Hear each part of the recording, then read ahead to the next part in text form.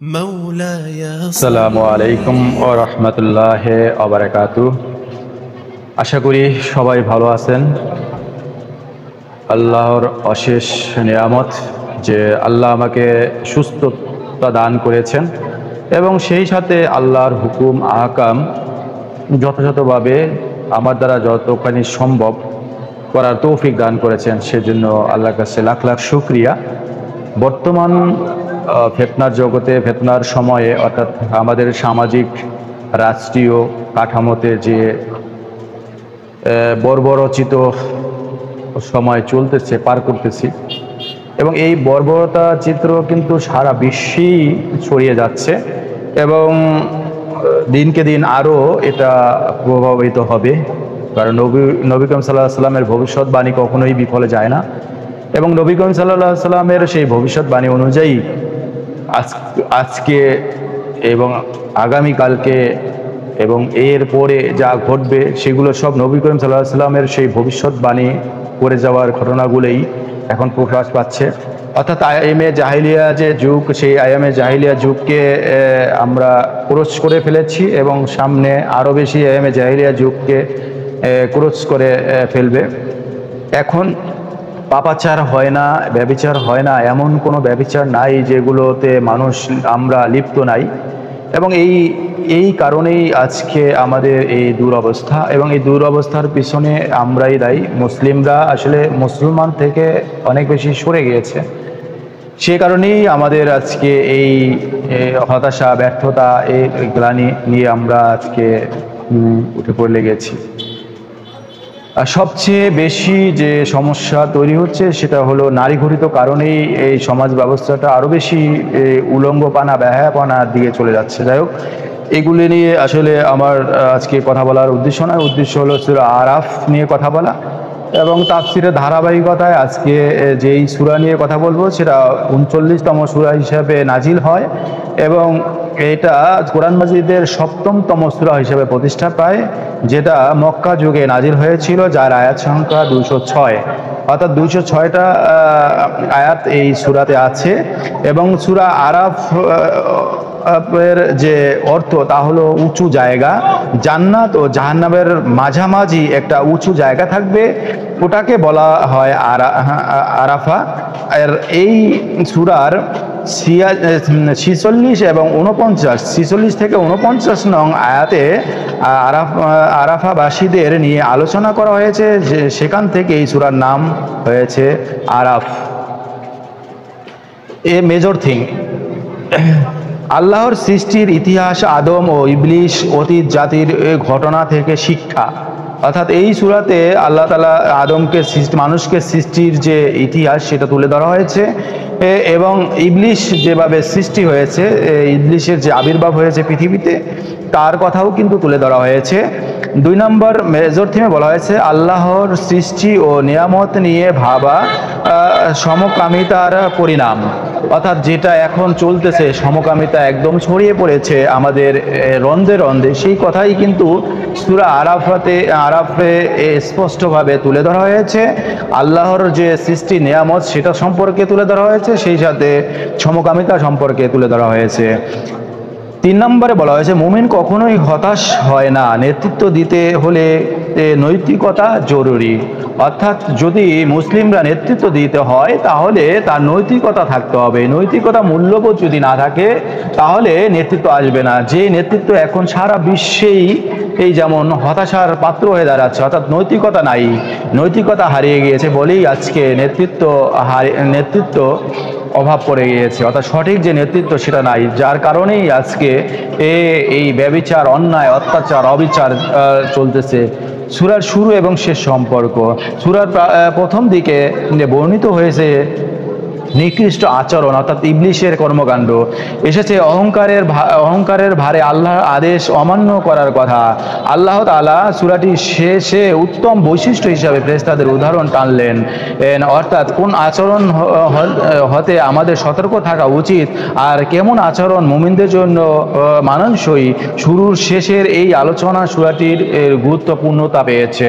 অর্থাৎ আল্লাহ তাআলা এই সূরার মাধ্যমে যে মেসেজ দিয়েছেন সেটা হলো যে নিকৃষ্ট নিকৃষ্ট আচরণ যেটা ইবলিশ থেকে আসে, ইবলিশ থেকেই যেটার আচরণ হয় সেটা হলো সবচেয়ে নিকৃষ্ট আচরণই আসে ইবলিশ থেকে, যেটা এই সূরার প্রথম দিকে বর্ণনা করা হয়েছে এবং এই সূরার শেষ দিকে বর্ণনা করা হয়েছে ফেরেশতাদের যে আচরণ, ফেরেশতাদের যে কালচার, সেটার উপরে ডিপেন্ড করে ফেরেশতাদের যে অভিজ্ঞতা অভিপ্রায়, সেই কথাই কিন্তু সূরা আরাফে তুলে ধরা হয়েছে শানে নজুল।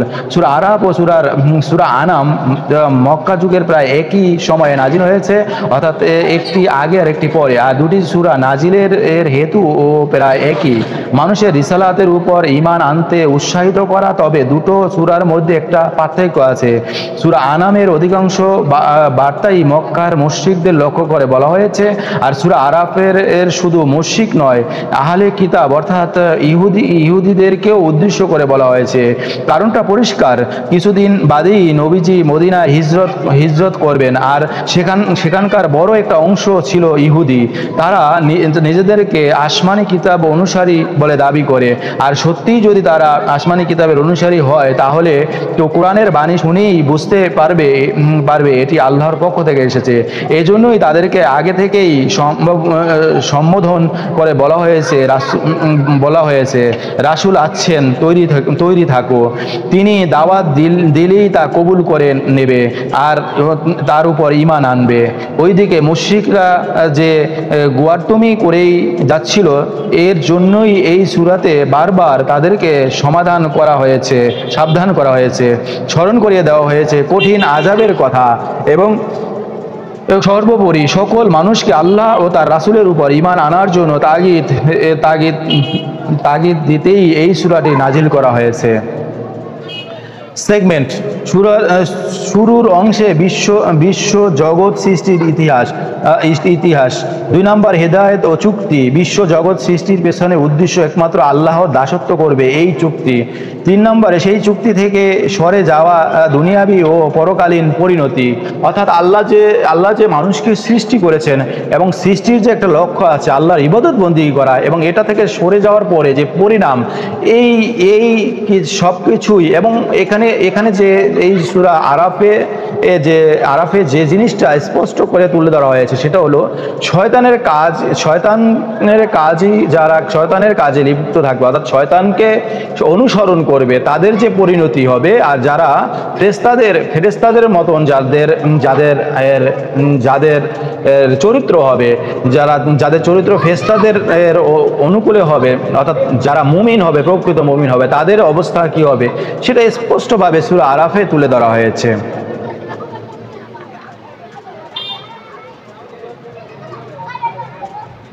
গতিপথ পদাপরের মধ্যে গতিপথ এটা 4টা স্টেজে ভাগ করা হয়েছে। প্রথম স্টেজে বলা হয়েছে যে সত্য মিথ্যার লড়াইটা শুরু হয়েছে আসমানে। এই সূরায় শুরুতেই আল্লাহ সেই দৃশ্যপটকে সামনে এনেছেন। দ্বন্দ্বের ইতিহাস, সত্য মিথ্যা এই লড়াইয়ে যুগ যুগ ধরে অব্যাহত আছে, কিয়ামত পর্যন্ত চলতেই থাকবে। নবী নূহ, হুদ, সালেহ, লূত ও মূসা আলাইহিস সালাম সহ সব নবী রাসূলই মিথ্যার বিরুদ্ধে সংগ্রাম করেছেন। দ্বন্দ্বের ফলাফল, মিথ্যার বিরুদ্ধে প্রতিবাদী সত্যের বিজয় হয়েছে। হয় মিথ্যাবাদীরা সত্য মেনে নিয়েছে অথবা ধ্বংস হয়ে গিয়েছে। অর্থাৎ স্পষ্ট আল্লাহ তাআলা মেসেজ দিয়ে দিয়েছেন এই সূরাতে যে যারা মিথ্যার আশ্রয় নিয়ে যারা মিথ্যাকে আঁকড়ে ধরেছেন তারা কিন্তু যুগে যুগে ধ্বংসপ্রাপ্ত হয়ে গেছেন। কোনো না কোনো সময় এসে তারা ধ্বংসপ্রাপ্ত হয়ে গেছে। আর যারা সত্যকে আঁকড়ে ধরেছে তারা প্রথমে বিপদগ্রস্ত থাকলেও পরবর্তীতে তাদের সুখ শান্তি অনিবার্য, সেই কথাটাই তুলে ধরা হয়েছে। চলুন কোন আয়াতে কি বলা হয়েছে, অর্থাৎ 206টা যে আয়াত, তার থেকে কোন আয়াতে কি বলা হয়েছে সেটা আপনাদের মাঝে তুলে ধরি। 1 থেকে 25 নম্বর আয়াতে আল্লাহ তাআলা বোঝাতে চেষ্টা করেছেন কোরআন অনুসরণের গুরুত্ব, আদম সৃষ্টির ঘটনা ও ইবলিশের অবাধ্যতার ইতিহাস। 1 থেকে 25 নম্বর আয়াতে এইটাই বর্ণনা করা হয়েছে। 26 থেকে 45 নাম্বার পর্যন্ত আয়াতে আল্লাহ তাআলা বোঝাতে চেষ্টা করেছেন শয়তানের ব্যাপারে হুঁশিয়ারি। আরও বলা হয়েছে রাসূলের অনুসরণ করলে ভয় নেই, আর অবাধ্যদের ঠিকানা হবে জাহান্নাম। অর্থাৎ 26 থেকে 45 নম্বর আয়াতে, সূরা আরাফের 26 থেকে 45 নম্বর আয়াতে আল্লাহ তাআলা বুঝাতে চেষ্টা করেছেন, শয়তানের ব্যাপারে হুঁশিয়ারি থাকতে বলেছেন, শয়তানের অনুসরণ করতে নিষেধ করেছেন, রাসূলকে অনুসরণ করতে বলেছেন। তাহলেই মানুষের যে মুমিনদের অবস্থান হবে কি জান্নাত। আর যদি রাসূলের অবাধ্যতা হয় তাহলে তার অবস্থান হবে জাহান্নাম। তুলে ধরা হয়েছে 46 থেকে 58 নম্বর আয়াতে আল্লাহ তাআলা তুলে ধরেছেন জান্নাত আর জাহান্নামের মাঝামাঝি একটি উঁচু জায়গা, নাম আরাফ। আরাফবাসীরা জান্নাতে যাওয়ার আবেদন জানাবে।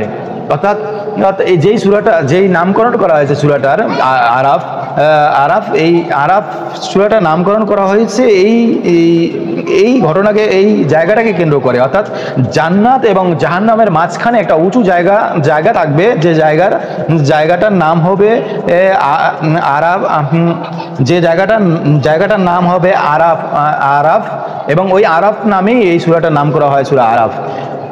এবং 59 এবং 72 নাম্বার 59 থেকে 72 নাম্বার আয়াত পর্যন্ত বলা হয়েছে নূহ ও হুদ আলাইহিস সালামের ঘটনা বর্ণনা করা হয়েছে। অবাধ্যতার শাস্তি হিসাবে উভয় নবীর জাতির উপর আল্লাহর গজব প্রেরণ করেছিলেন।